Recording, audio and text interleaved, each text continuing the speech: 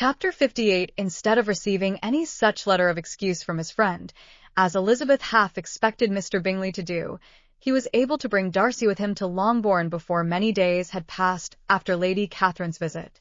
The gentleman arrived early, and, before Mrs. Bennet had time to tell him of their having seen his aunt, of which her daughter sat in momentary dread, Bingley, who wanted to be alone with Jane, proposed their all walking out.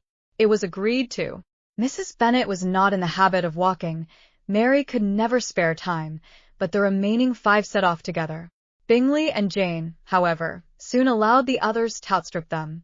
They lagged behind, while Elizabeth, Kitty, and Darcy were to entertain each other. Very little was said by either. Kitty was too much afraid of him to talk. Elizabeth was secretly forming a desperate resolution, and, perhaps, he might be doing the same. They walked towards the Lucases, because Kitty wished to call upon Maria, and as Elizabeth saw no occasion for making it a general concern, when Kitty left them, she went boldly on with him alone.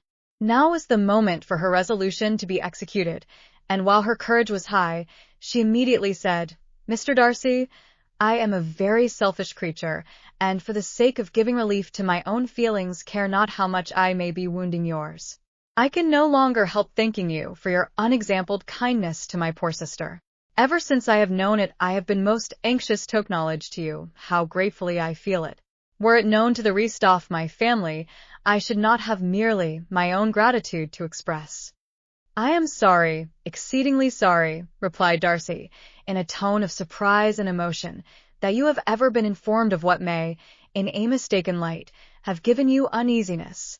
I did not think Mrs. Gardiner was so little to be trusted. You must not blame my aunt. Lydia's thoughtlessness first betrayed, too.